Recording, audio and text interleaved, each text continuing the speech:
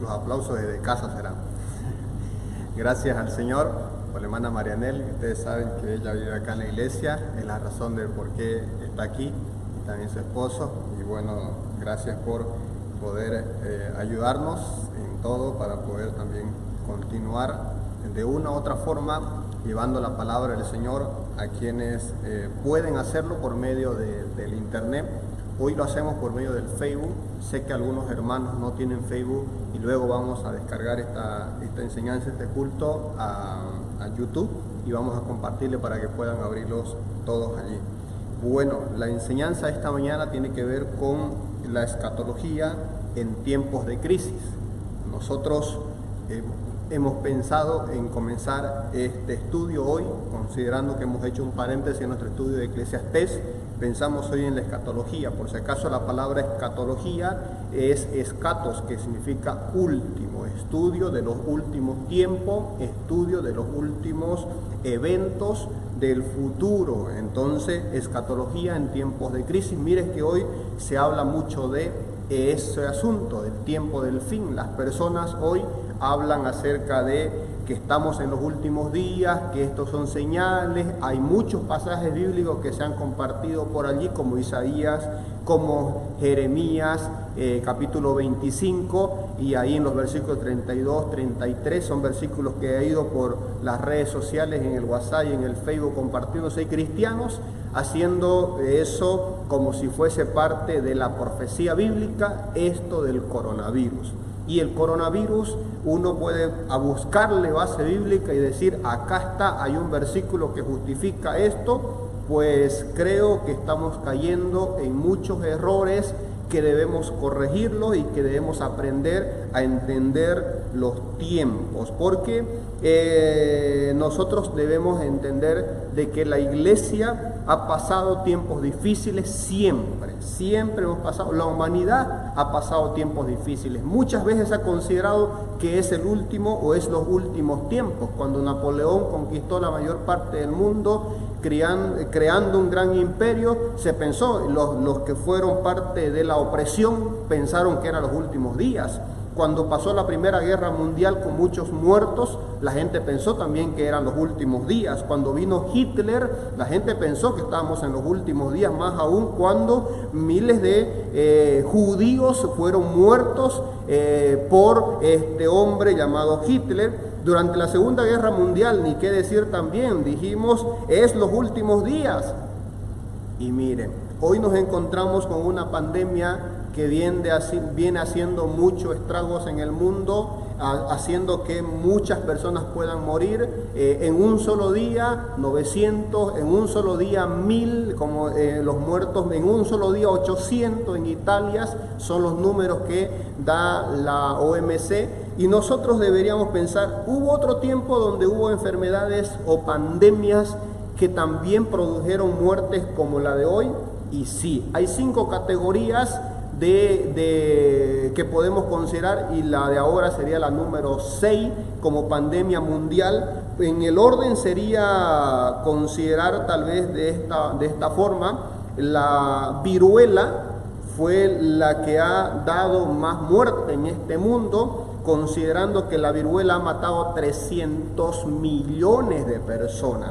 La viruela, el sarampión, 200 millones, la gripe española, mal llamada gripe española, dio también su cantidad de muertos, la peste negra y el VIH-Sida. Entonces, estos virus y los virus y las bacterias han matado más personas que nada, que cualquier cosa. Ni las guerras, ni la Primera y Segunda Guerra Mundial han dado tantas muertes como las epidemias de bacterias y virus. Entonces el mundo, nunca se puede decir que hoy estamos ante lo más grande y lo más difícil. Cada generación se ha tenido que topar con dilemas, con crisis y con dificultades que dicen, es los últimos días, es el tiempo del cumplimiento, el Señor ya viene Y sí, nosotros como iglesia y como cristianos creemos que el Señor viene. Apocalipsis concluye diciendo, ven pronto Señor, ven en breve. La iglesia debe amar la venida del Señor, debe buscar realmente estar preparada, debe estar velando, sí. Pero por si acaso, hermanos, no podemos caer en errores como algunos que le pusieron fecha a el fin del mundo, y hemos encontrado muchas fechas a lo largo de la historia por algunos predicadores, algunos maestros, algunos grupos que se han dicho es el fin del mundo en esa fecha, en esta época es el fin del mundo. Recuerdo a un hombre, a un hermano de nuestra iglesia que me cuenta la historia de su padre, de por qué él no quiere asistir a una iglesia o creer en lo que predican las iglesias. Y él no quiere hacerlo porque lo que pasó en el 2000 a él le dejó un mal testimonio y un mal ejemplo de la iglesia. Y él es un hombre paceño que nos dice que en el 2000 muchos predicaron allí en La Paz especialmente acerca del fin de los tiempos, y la gente vendió sus propiedades, se deshizo de sus cosas y la gente se fue a vivir allá al campo a esperar la venida del Señor. Y una señora, particularmente era una vecina de este hombre, esta vecina hizo eso, le creyó al pastor, le creyó a la iglesia, vendió sus propiedades, se deshizo de todo, entró en quiebra a tal punto que esa mujer nunca más se levantó financiera o económicamente hablando, y el resultado fue que llegó el año, llegó la fecha que le habían dicho en la iglesia y no sucedió nada. Y entonces se acusa a la iglesia de mentirosa, se acusa a los pastores de mentiroso, se acusa al mensaje de las iglesias de ser falso. ¿Y en qué hemos caído? ¿Cómo hemos llegado a estar así? Y son cosas que hoy podemos decir que por un lado, entonces la generación que nos ha tocado vivir dice, tantas veces nos han dicho que iba a ser el fin del mundo y nada. Y entonces se hace una generación sin fe en la venida de Cristo, se hace sin fe en el juicio de Dios, se hace sin fe en creer lo que dicen las profecías. Y por otro lado, entonces surge una generación materialista, una generación aún cristiana que se enfoca en estar y permanecer acá. Y entonces surge la teología de la prosperidad. ¿Para qué? Para que los cristianos se preocupen en trabajar, en ser exitosos, en prosperar, en que les vaya bien, en que Dios los bendiga. Y vienen a las iglesias con el propósito de ser bendecidos, con el propósito de que Dios le dé su unción para que les vaya bien, y esperando entonces que si vienen a la iglesia puede la vida transformarle mejor en este mundo. No están pensando en la eternidad, no están pensando en la vida más allá de este mundo, están pensando aquí y solo acá materialmente. Son extremos, son errores, son cosas falsas que no podemos nosotros caer como iglesia nuevamente en lo mismo. Por tanto, permítame leer una porción de la palabra, y es Primera Tesalonicenses capítulo 5, y le voy a dar lectura a varios versículos desde el 1 hasta el versículo 12, y vamos a poder pensar que lo que necesitamos en estos tiempos es una comprensión de la escatología o de los últimos tiempos de una manera equilibrada, de una manera bíblica, de una manera teocéntrica, centrada en Dios, no en el hombre, y centrada también obviamente en que nosotros tenemos un propósito aquí y Dios lo va a cumplir porque Él es el soberano. Primera Tesalonicenses 5, versículo 1 dice, pero acerca de los tiempos y las ocasiones, no tenéis necesidad, hermanos, de que yo os escriba, porque vosotros sabéis perfectamente que el día del Señor vendrá así como ladrón en la noche. Y cuando digan paz y seguridad, entonces vendrá sobre ellos destrucción repentina como los dolores de la mujer encinta, y no escaparán. Mas vosotros, hermanos, no estáis en tiniebla, para que aquel día os sorprenda como ladrón, porque todos vosotros sois hijos de luz e hijos del día, no somos de la noche ni de las tinieblas. Por tanto, ¿qué dice el Señor? No durmamos como los demás, sino que velemos y seamos sobrios.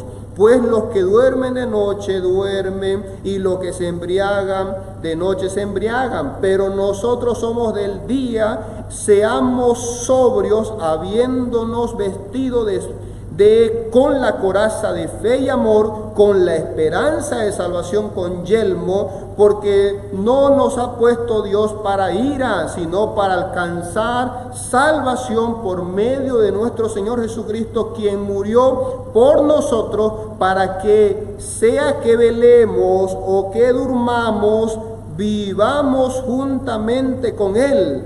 Por lo cual, animaos unos a otros, edificaos unos a otros, así como lo hacéis.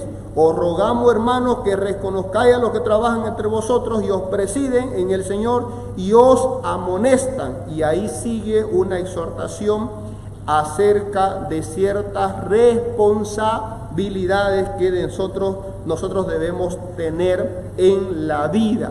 Entonces, el equilibrio está en comprender los últimos tiempos, la profecía, la venida del Señor, y por otro lado, comprender nuestro propósito y responsabilidad en este mundo. Si encontráramos el equilibrio, el mundo podría ver a una iglesia mucho más firme, mucho más bíblica, mucho más consistente, mucho más responsable, y no dejándose llevar por las redes sociales, por la influencia del internet, por la influencia del mundo, que dice que esto es aquí y yo sigo por allí, que dice que esto es del Señor y yo sigo por allí. Terrible es esto, terrible es la situación en que nos encontramos. Mire el pasaje que muchos han compartido, me ha llegado a grupos de pastores, a grupos de seminaristas, a grupos de hermanos de la iglesia, al Facebook me ha llegado, por ejemplo, mucho Jeremías, capítulo 25, versículo 32 y 33. Y si algunos tal vez pueden revisar su WhatsApp y su Facebook, se darán cuenta que les llegó tal vez a muchos diciendo que este versículo hace alusión al coronavirus. ¿Por qué? Porque ahí menciona cosas específicas, como decir que habrá una peste, como que habrá de una parte del mundo a la otra parte del mundo destrucción, que los muertos no serán enterrados, que no serán contados, y cosas como esas. Decimos, ahí está el versículo que dice que es para el coronavirus. Pero Jeremías capítulo 25, ¿de qué está hablando? ¿A quién le está hablando? Y capítulo 25 de Jeremías, por si acaso, para hacer un paréntesis en una explicación, en un ejemplo, capítulo 25 de Jeremías está hablando acerca de un juicio que el Señor tiene para su pueblo. En los primeros versículos, Dios castiga a Israel por no escuchar la advertencia, la exhortación por medio de el profeta Jeremías. En el tiempo del reinado de Nabucodonosor está por ser destruido, había sido destruido Egipto, y están por surgir el imperio sirio, y entonces ahí estamos hablando de aproximadamente el año 539, esta profecía. Pasaron años de lo que fue la deportación de Babilonia, y hoy está por caer también Judá, la otra parte del imperio, del reino de Israel, y Dios castiga a su pueblo porque fue advertido, recibió la profecía y no aceptó, y por tanto el Señor los castigó. Jeremías capítulo 25 toca juicio a Israel y Judá, obviamente. Luego, juicio Babilonia. El hecho de que Babilonia sea el verdugo de Israel también tenía que pagar un juicio de parte de Dios, y Dios en la parte del capítulo 25 castiga a Babilonia. Y la tercera parte es un castigo mundial a las naciones, que es la copa de la ira de Dios. Y entonces, en resumidas cuentas, hasta hace alusión a pastores, y uno dice, mira, acá están los pastores también. Y no está hablando de pastores como nosotros de iglesias hoy, está hablando de pastores como figurativo de los líderes del mundo, los reyes o los presidentes, diríamos nosotros hoy. Esos son los considerados los pastores, que ahí también van a sufrir y van a ser castigados. Pero es la copa de la ira, y la copa de la ira es un tiempo en la tribulación de castigo al mundo. ¿Estamos en la tribulación o no estamos? Y entonces, ¿por qué usar un pasaje fuera de contexto para crear no sé qué cosa en este mundo cristiano o en el mundo inconverso? Porque no es el propósito de Dios. La escatología tiene propósito, y quiero mencionarle básicamente 5 beneficios de conocer la profecía bíblica. Y se lo voy a mencionar con las palabras de un autor que es Paul Benguer. Él habla en un libro que se llama Entienda la profecía de los últimos tiempos. Y él menciona 5 beneficios de conocer la profecía bíblica. Número 1, la profecía bíblica nos recuerda que Dios es soberano. ¿Escuchó eso? La profecía bíblica nos recuerda que Dios es soberano. Segundo, la profecía bíblica nos recuerda que Dios es bueno. Tercero, la profecía bíblica nos motiva a una vida santa. Número 4, la profecía bíblica nos ayuda a establecer prioridades adecuadas. Y número 5, la profecía bíblica nos brinda esperanza. En ninguno de estos 5 beneficios tenemos, hermano, temor. Tenemos provocar miedo. Sin embargo, pareciera que las iglesias y aún los pastores se han dedicado a dar miedo y la profecía usarla para atemorizar a la gente, aún para convertir a aquellos que son inconversos. Una frase que tal vez algunos no van a estar de acuerdo conmigo, pero lo voy a decir así: la profecía, la escatología no es para los inconversos, es para los creyentes, es para ánimo, dice el apóstol Pablo, es para esperanza, dice el apóstol Pablo, es para entender nosotros lo que va a pasar en el futuro, es para la iglesia. La escatología no es para oprimir al que es inconverso y decirle: ven, acepta a Cristo porque dice que va a pasar esto en el futuro y esto te va a pasar y esto otro y así. No. La gente debe venir al conocimiento de la verdad por medio del evangelio. Prediquemos el evangelio para que la gente crea. La locura de la predicación del evangelio es la que produce salvación, no el atemorizar. Y sí, yo sé que vinimos de una generación, nosotros como bolivianos, los 90, los 80, los 70, fueron predicaciones para nosotros que en otros países fueron más atrás, es decir, para algunos retrocedieron hasta el año 30, el año 40, el año 50, 60. Todos estos años, este siglo pasado, fue usado para predicar mensajes donde decían: Cristo viene pronto, arrepiéntense. O mensajes si hoy es el fin del mundo, hoy se acaba el mundo y estás preparado. Y era un mensaje para el inconverso. Y sí, yo sé que muchos se convirtieron porque Dios es el que hace la obra y Dios es el que añade a la iglesia lo que han de ser salvos, pero no necesariamente por haber hecho una buena interpretación de los pasajes bíblicos, sino por llevar y usar la escatología para atemorizar al inconverso. ¿De qué sirve la profecía para los inconversos?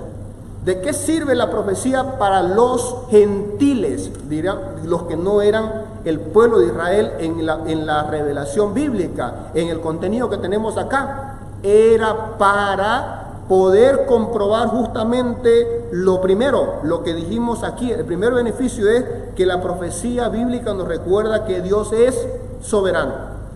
Y si Dios es soberano, entonces Dios va a condenar, Dios va a castigar, Dios no va a pasar por alto el pecado de la humanidad. Y eso es lo que dice también Jeremías. En eso sí estamos de acuerdo con Jeremías capítulo 25, porque Jeremías está diciendo que Dios va a castigar a todas las naciones del mundo y van a sufrir la ira de Dios, van a sufrir la copa de la ira de Dios, porque Dios va a castigar a todos. Sí, eso es real y eso es verdadero y eso es palabra del Señor que nosotros debemos creer. Mire que nosotros tal vez a veces también hasta somos engañados y somos enseñados por la filosofía de Hollywood.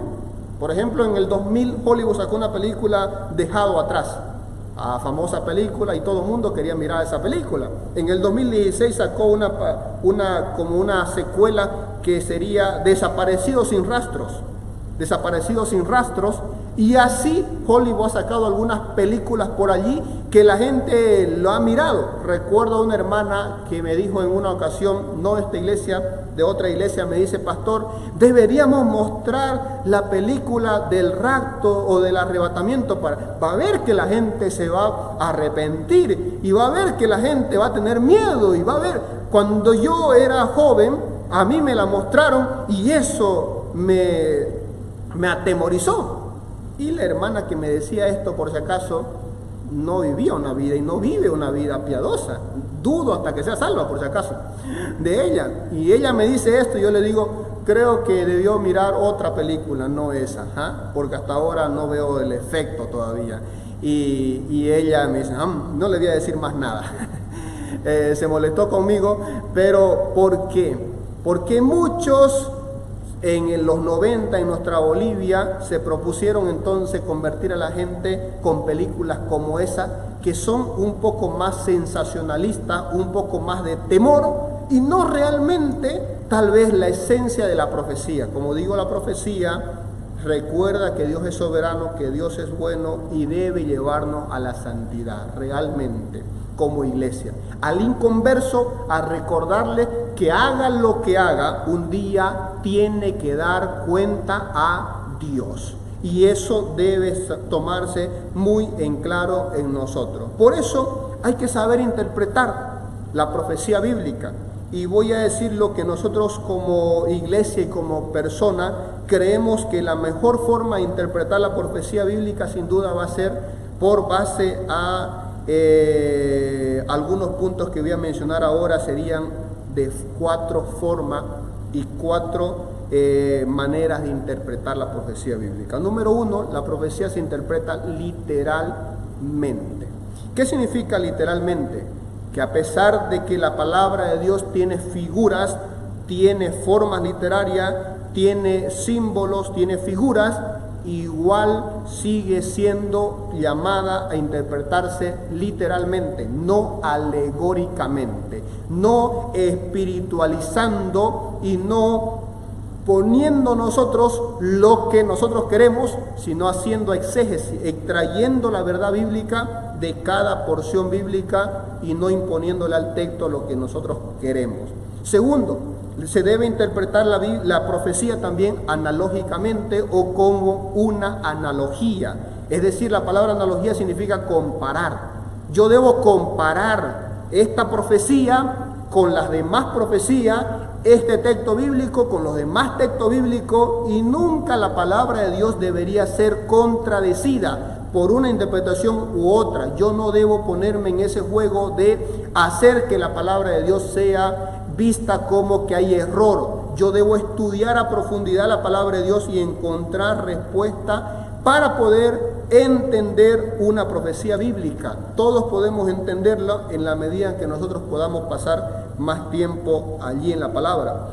También debo entender que la profecía bíblica se entiende en los intervalos o en la dispensación de los tiempos.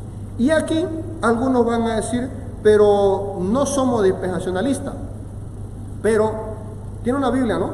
Y si usted tiene una Biblia, ¿usted cree en el Antiguo y Nuevo Testamento? Y yo creo que sí. Si es un cristiano, cree, entonces ya cree en una dispensación.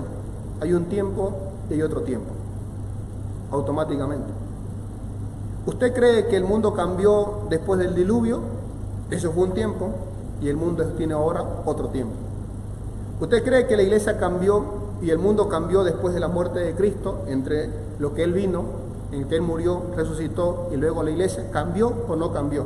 Si hubo un cambio, entonces hay una dispensación. La dispensación tiene que ver con tiempos, eras, épocas, tiene que ver con que hubo momentos donde hubo un trato, hubo una forma, hubo una revelación, hubo un propósito, hubo una manera en que Dios trató a la humanidad.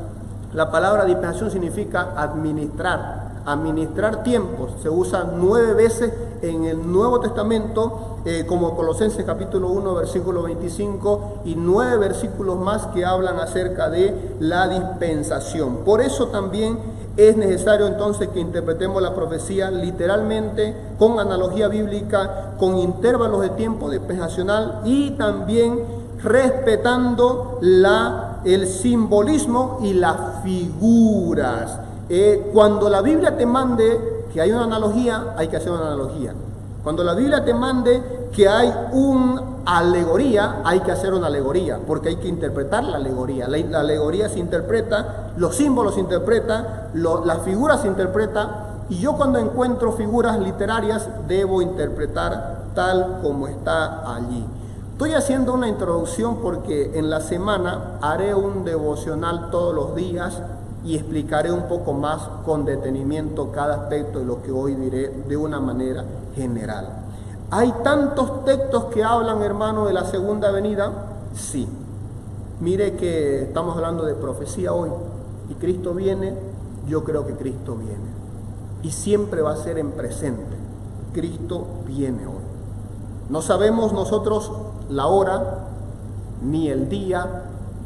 No sabemos nosotros los detalles minuciosos y no somos llamados a meternos a eso, somos llamados a creer su promesa. Y Él dijo que volvería, Él dijo que vendría, Él dijo que tiene preparado un lugar para nosotros y nosotros como iglesia deberíamos amar su venida.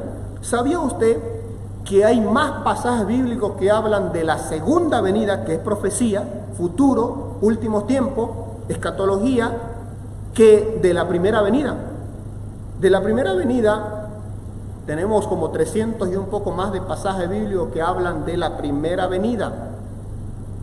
Sin embargo, de la segunda venida hay 2100 referencias bíblicas.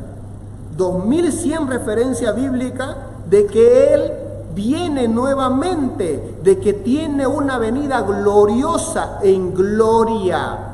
Y eso es lo que el apóstol Pablo dice en Tesalonicenses: no quiero que ignoréis, no quiero que seamos ignorantes, no quiero que tengamos una falta de conocimiento. Versículo 13 de capítulo 4 de 1 Tesalonicenses dice: tampoco, hermano, queremos que ignoréis acerca de. Lo demás va a decir los que duermen, de la venida del Señor, de su retorno, de la trompeta y todo lo demás. No quiero que ignoréis. La iglesia no puede ser ignorante de la profecía bíblica. Debemos estudiar, conocer, para no caer en error, para no predicar errores, para saber responder la verdad y nos convirtamos. Mire, ya le dije hace rato cómo la iglesia ha llegado a convertirse en burla y hoy no nos creen. Porque hemos dicho que Cristo viene, porque hemos puesto fecha, las iglesias, no estoy diciendo nosotros, estoy hablando de grupos, personas, pastores, y hasta hoy, y lastimosamente estamos oyéndolo. Y voy a mencionar algunos nombres famosos por allí, con el perdón de los nombres de ellos, pero para que ustedes como iglesia puedan dejar de escuchar a aquellos hombres, porque son dañinos y están perjudicando en la buena interpretación bíblica. Un tal, por ejemplo, David Diamond o David Diamond, un supuesto judío boliviano, que habla de los tiempos y ahora se ha dedicado a hablar de el coronavirus como un cumplimiento profético acá y allá y toda la gente. Es sensacionalismo, es una cosa que entonces mueve a la gente. Sí, ahí está, y la gente se mueve por esos mensajes. amado hermano, tenga discernimiento, vaya a la palabra, reflexione allí y deje de buscarle cositas a la interpretación bíblica. Crea lo fundamental. Lo fundamental es que Dios es el soberano y nada se le escapa.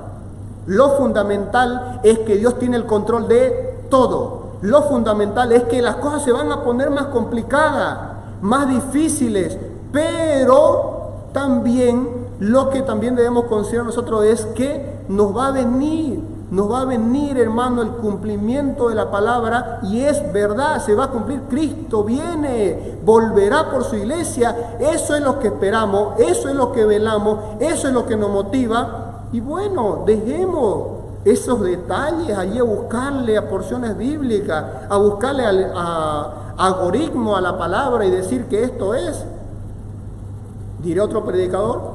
Sí, a don Armando Aldulcín, otro predicador mexicano famoso, muchas redes sociales, mucho Facebook, mucho YouTube, y entonces el hombre también es escuchado y todo el mundo ahora dice, ¿qué va a decir? Y sí, él ya dijo que el último presidente, por ejemplo, de los Estados Unidos iba a ser Barack Obama, y nada. Y me hace recuerdo a otros que han dicho en su momento que el anticristo era Bill Gates. Otros me dijeron en su momento que el anticristo era Juan Pablo II. Ya no está Juan Pablo II acá, el anticristo se fue entonces. ¿Qué pasó? Y así han venido a mencionarnos nombres, han venido a decirnos que esto o aquello. Dejemos de predicar y meternos en detalles cuando podemos predicar la esperanza grandiosa que es que Cristo viene, y eso es parte de la predicación del Evangelio. Cuando yo predico el Evangelio, debo predicar a un Cristo que vino y se hizo hombre. Debo predicar a un Cristo que está hermano, que cumplió su propósito de venir, morir, ser sepultado y resucitar al tercer día, y hoy estar a la diestra del Padre, también con nosotros todos, pero también ese Cristo volverá. ¿Saben por qué la iglesia tesalonicense se puede considerar tal vez la iglesia más madura del Nuevo Testamento? Porque es la iglesia en la cual Pablo descansaba que verdaderamente estos hermanos estaban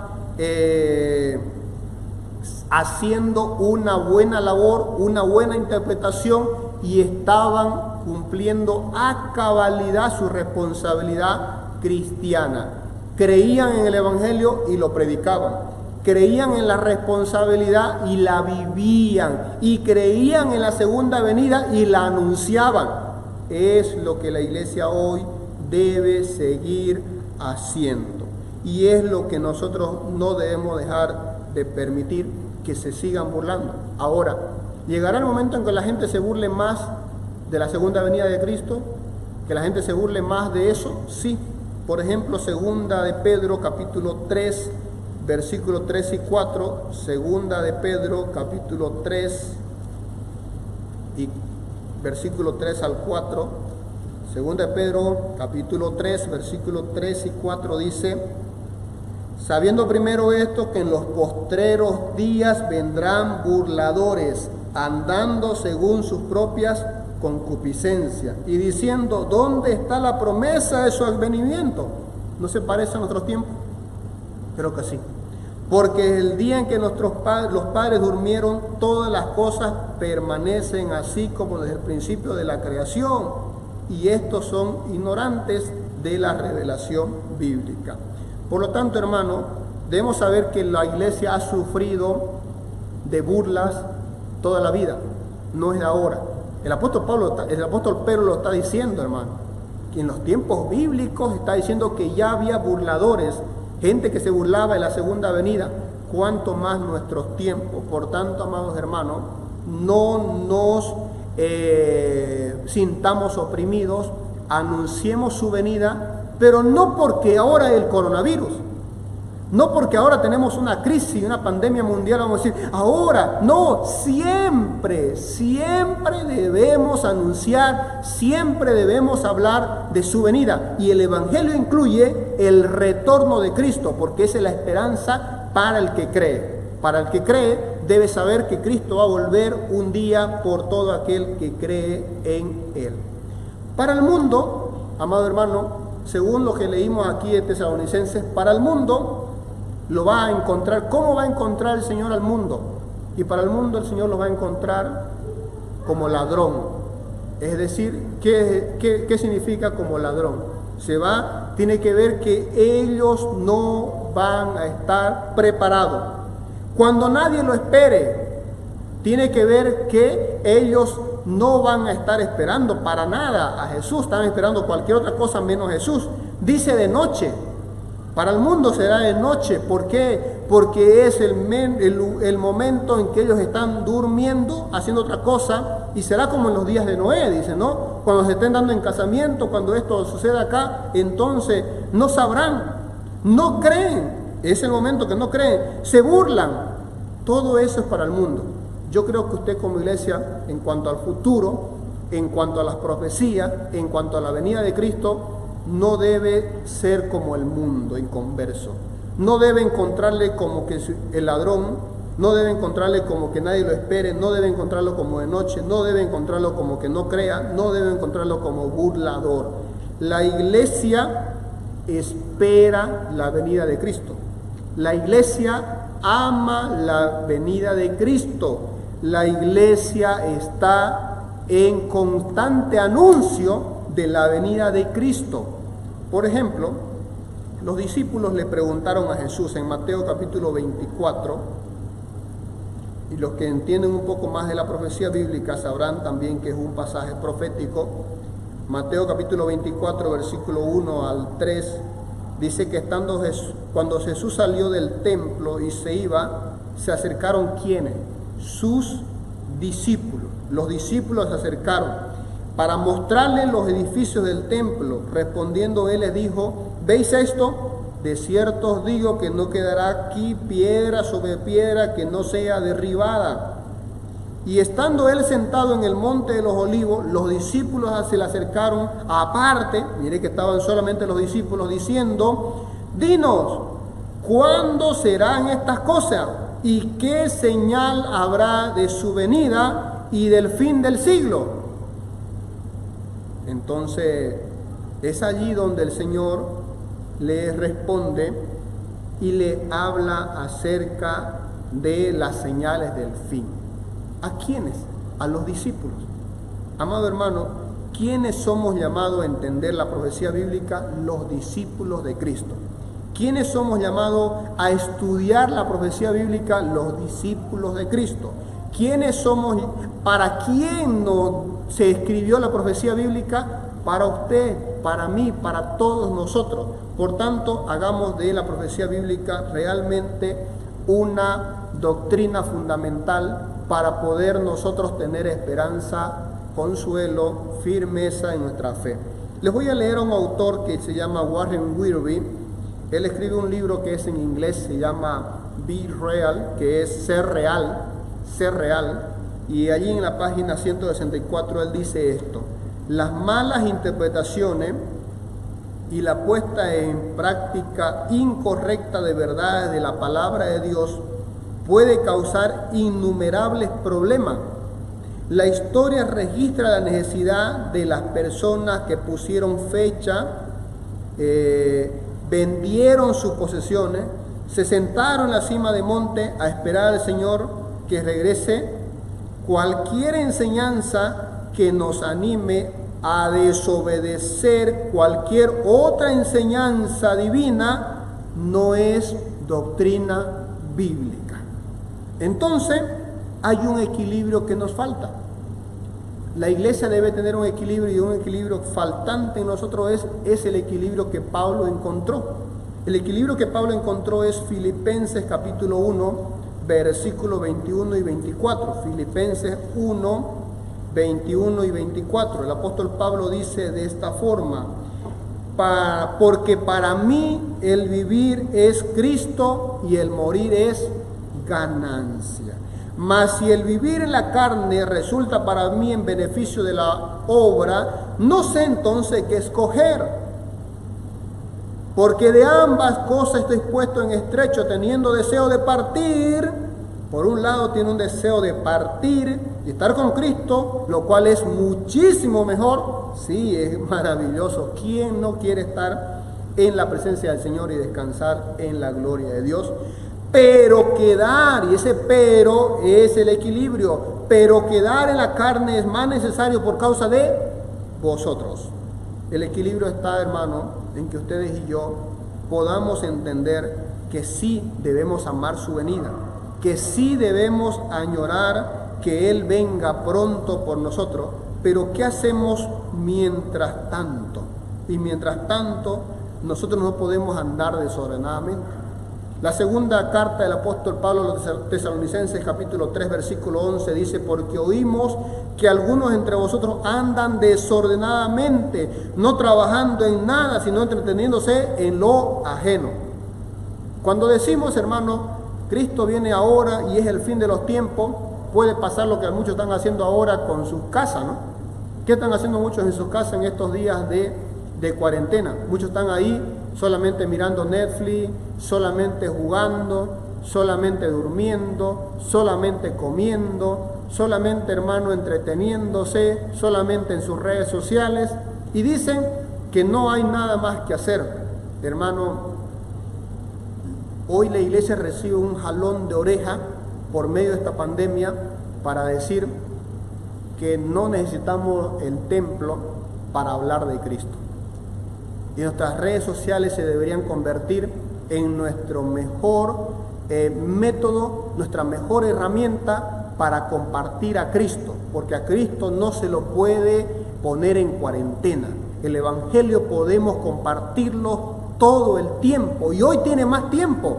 Para usted que pedía tiempo y decía: no tengo tiempo para leer la Biblia, pues ahora tiene tiempo. Para usted que decía: no tengo tiempo para orar, ahora tiene tiempo. Para usted que decía: no tengo tiempo para mi familia, pues ahora tiene tiempo. Siempre las epidemias, las crisis, las cosas de este mundo que nos ponen en jaque en situaciones difíciles, hermano, producen enseñanza y traen propósitos. No todos pueden pensar en el mismo propósito. Yo he escuchado a algunos decir: esta epidemia es para exhortar a los que hablan del aborto. Otros dicen: esta epidemia es para enseñarle al mundo que somos pequeños, y un virus tan pequeño, mire cómo nos está destruyendo, un virus simplemente, para ver lo pequeño que es el hombre, lo frágil que es el hombre, la debilidad del hombre. Por otro lado, otros dicen: para que vean que el materialismo, y una enseñanza contra el materialismo. Otros podemos pensar también que es una enseñanza para las iglesias. Porque hoy, cuando las iglesias estaban centradas en la predicación de la prosperidad, la predicación de llenar sus templos y sus iglesias y cosas así, el Señor dice: pues no van a llenar de una iglesia. Ustedes que se preocupaban en llenar iglesia, pues no van a llenar iglesia. Preocúpense de hablar de Cristo con su familia. Preocúpense de hablar de Cristo con su vecino. Preocúpense de usar sus medios tecnológicos para llenar el mundo por medio de la predicación del Evangelio hoy por redes sociales. Es algo diferente. Yo no estoy acostumbrado a predicar a una cámara y me es difícil, pero creo que Dios nos está llamando la atención porque la iglesia tal vez nos estábamos quedando atrás en todo este tiempo. Y hoy hay un resurgimiento de una iglesia que debe actualizarse, de una iglesia que debe usar los recursos que tiene en la época. Yo escuchaba una crítica de un pastor bautista, un hermano, el director de la EBI, la Editorial Bautista Independiente, diciendo: los bautistas somos buenos para hacer ministerio y estamos listos para hacer ministerio, pero en los años 50, no en el 2020. Estamos atrasados. Y habla de falta de actualización, falta de ponernos a cuenta con el sistema y poder llegar a los jóvenes que están conectados, poder llegarle a la gente que está por redes sociales, poder llegarle por otros medios, y no solo de una forma y de una manera se puede predicar a Cristo. Encuentre equilibrio, hermano. Usted ame su venida. Yo quiero su venida, yo quiero que Cristo venga, yo voy a confiar y estudiar su palabra. Estudiar el Apocalipsis, estudiar Daniel, estudiar la profecía, me deben llenar de consuelo, de ánimo, de aliento, para tener esperanza, tener consuelo, tener desafío, para aprovechar el tiempo ahora. Entonces, por un lado, el equilibrio está entre irse y quedarse. Y ahí está el equilibrio en medio. Me quiero ir, dijo Pablo, pero también me quiero quedar. Quiero cumplir mi responsabilidad. Por un lado, entonces, está entre la soberanía de Dios y la responsabilidad del hombre.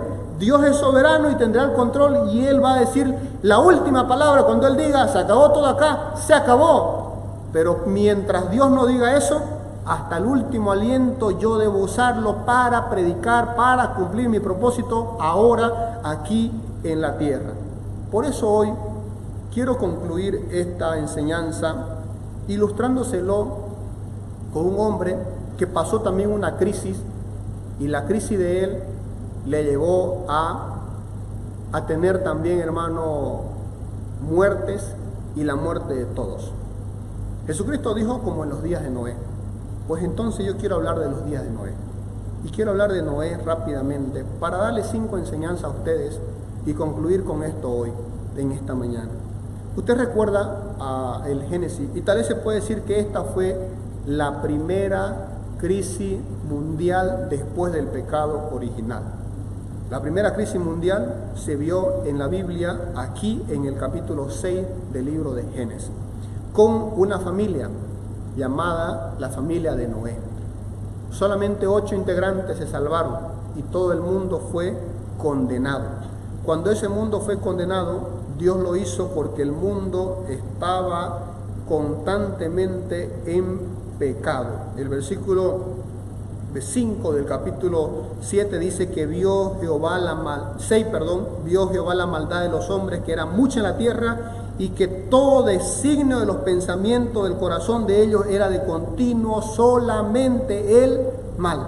La maldad llega a su límite, la maldad tiene un colmo, la maldad tiene por resultado un juicio. Dios castiga. Y Dios halló a un hombre. El versículo 8 del capítulo 6 dice que Noé halló gracia ante los ojos de Jehová, y este hombre, versículo 9, dice que era justo, era perfecto en todos sus caminos. Caminaba con Dios caminó Noé, dice el versículo 9. Era un hombre ejemplar, y Dios hizo un pacto con él y le dijo que haga un arca, y que solamente iba a salvar a los que Dios diga que se iban a salvar. Se iban a salvar solamente algunos animales seleccionados por parte de Dios, y se iban a salvar él y su familia, nadie más.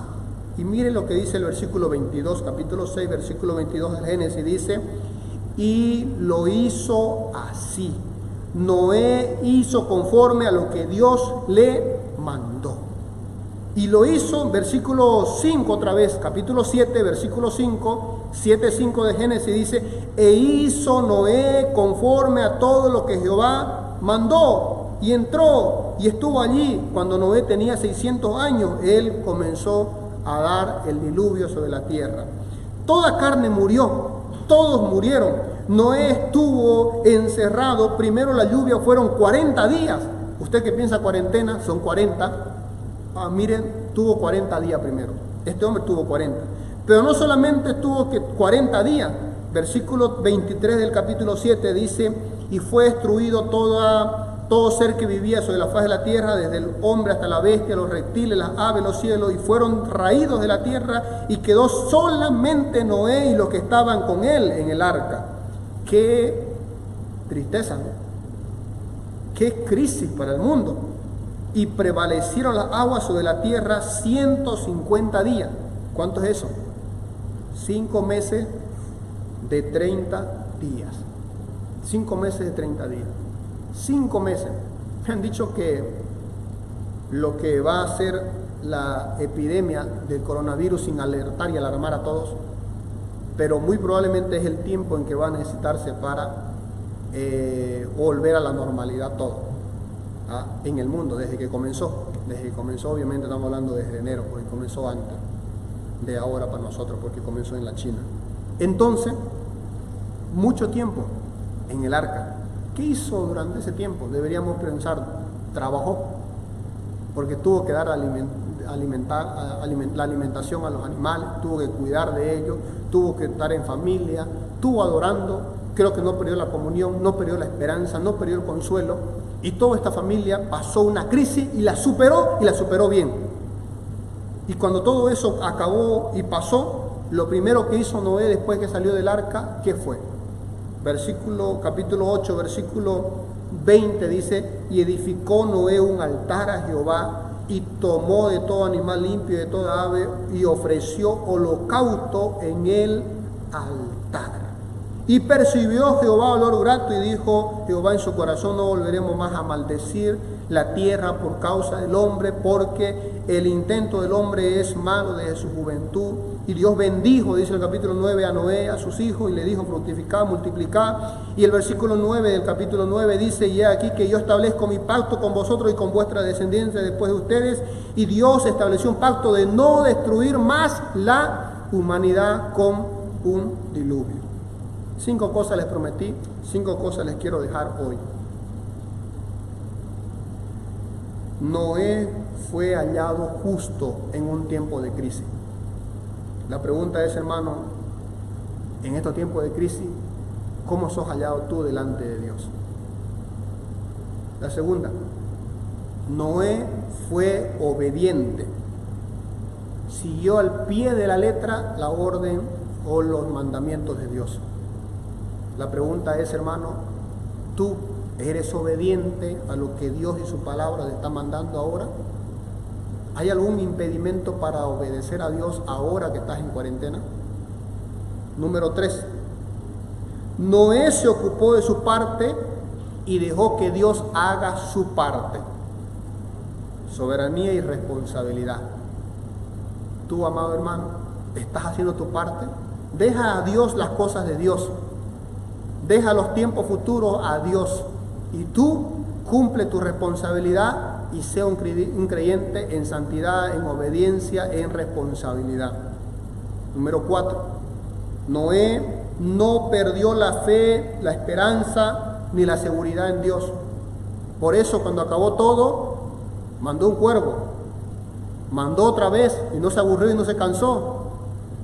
Este estaba en cuarentena, realmente estaba en cuarentena, no podía salir. Y luego mandó la paloma. No perdió la esperanza. Y Dios le dio una respuesta. Y cuando se acabó todo esto, salió. Y número 5, hermano, cuando pasó la crisis, lo primero que hizo fue ir y adorar a Dios. ¿Qué va a ser lo primero, amado hermano, que tú vas a hacer cuando acabe esto? Y algunos dirán: quiero ir a la cancha, quiero ir a ver a mis amigos, quiero ir a donde no pude ir ahora, quiero ir al cine, quiero ir a un parque, quiero ir a pasear, quiero ir a viajar, ya que estuve encerrado. Amado hermano, lo primero que usted y yo debemos hacer cuando se acabe esto es venir y adorar a Dios, venir y agradecer a Dios. Ante la crisis, Dios está al control. Ante la crisis, tengo que obedecer. Ante la crisis hay que esperar porque Dios cumple su propósito. Ante la crisis no hay que perder la esperanza. Ante la crisis hoy es tiempo de reflexionar cómo estamos, cómo está tu andar, porque Dios está obrando y cuando Dios trabaja, espera que tú y yo podamos también trabajar. Amada iglesia, muchas gracias por escucharnos hoy. Permítanme orar por ustedes, por sus vidas, allí donde están. Y usted que está escuchando la palabra de Dios, si Dios habló a tu corazón, reflexiona hoy también sobre lo que Dios ha dicho a ti. Señor, te doy las gracias por tu palabra, por darnos esta forma y manera de hacerlo ahora, en lo difícil, Dios, que puede ser la situación que nos toca ahora vivir. También podemos considerar que otros tiempos fueron también, Señor, difíciles. Hoy estamos vivos, otras generaciones tuvieron que pasar crisis tan duras y difíciles que tuvieron que morir familiares y muchos. Hoy en Bolivia todavía no hay muertos, sí por el dengue, sí por la influenza, hemos perdido amigos y hermanos también, pero Padre Santo, te queremos pedir, Señor, que nos ayudes a lograr el equilibrio, a entender los tiempos para seguir anunciando tu venida y decir que lo que tú dices se cumple y de que el mundo también, Señor, recibirá un castigo en su tiempo, y eso, Señor, es una obra tuya, porque tú, Señor, has hecho así a través de los tiempos, y cuando se acabe todo, eres tú el que dirá y tendrá la última palabra, Señor. Pueden decir lo que sea otros, pueden decir lo que sean, Señor, las redes sociales, pero yo no quiero creer, Señor, lo que dice el mundo, ni lo que dicen las personas, ni los hombres, ni tampoco creer, Señor, lo que me dicen las redes sociales. Quiero creer lo que dice tu palabra. Dame sabiduría para entenderla, porque tu palabra hace sabio al sencillo. Dame, Dios, sabiduría para comprender. También, Señor, para descansar en ti, Señor, para poder, Señor, hacer como Noé, que estuvo en una crisis, sin embargo superó, sin embargo fue, Señor, aceptable delante de Dios, sin embargo fue fiel y obediente, sin embargo no perdió la esperanza, y sin embargo Dios, cuando acabó todo, siempre también estaba allí, Señor, con la firme, Señor, certeza de que a Dios, a ti, Señor, nuestro Padre, es el único que debemos adorar y agradecer.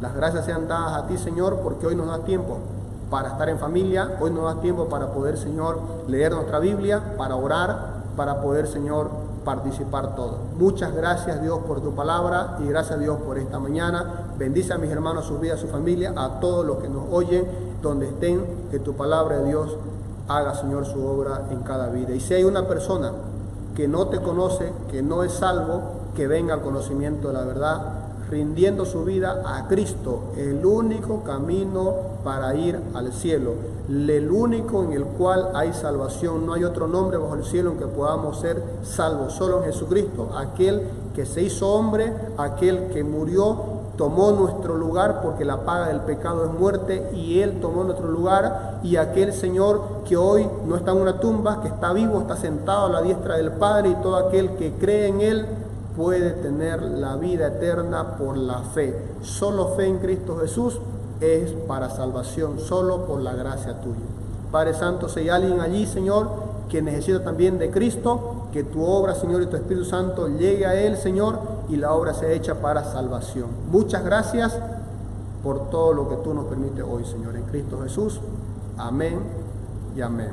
Muchas gracias, hermanos. Dios les bendiga. Saludos. Pase un buen día.